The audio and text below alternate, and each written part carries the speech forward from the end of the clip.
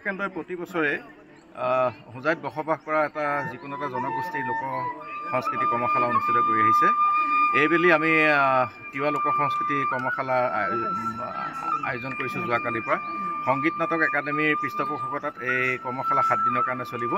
আৰু আটাইতকৈ ডাঙৰ কথা হৈছে এই কৰ্মশালাৰ আকৰ্ষণীয় দিশটো হৈছে যে মধ্য অসমৰ এগৰাকী তিৱা সমাজৰ উজ্জ্বল নক্ষত্ৰ, অসম চৰকাৰৰ শিল্পী পেঞ্চনাৰ আৰু এগৰাকী শিল্পী সাহিত্যিক তথা অসম চৰকাৰে ইতিমধ্যে ঘোষণা কৰা অসম সৌৰভ বঁটাৰ বাবে মনোনীত হ'বলৈ সক্ষম হোৱা জনপ্ৰিয় লোকশিল্পী নাদিৰাম দেউৰী ডাঙৰীয়া এই তিৱা লোক সংস্কৃতি কৰ্মশালাৰ মুখ্য প্ৰশিক্ষক হিচাপে, মুখ্য অতিথি হিচাপে উপস্থিত আছে।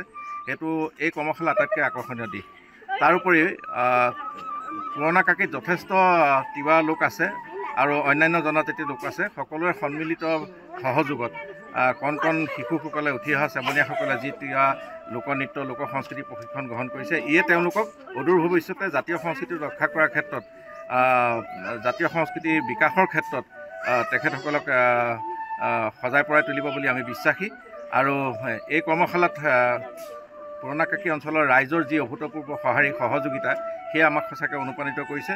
অদূৰ ভৱিষ্যতক শ্ৰীমন্ত শংকৰদেৱ কৃষ্টি বিকাশ কেন্দ্ৰই এইসকলৰ যি লোক সংস্কৃতি আছে সমবিকাশৰ কাৰণে কাম কৰি যাব, ইয়াৰ বাবে আমি প্ৰতিশ্ৰুতিবদ্ধ।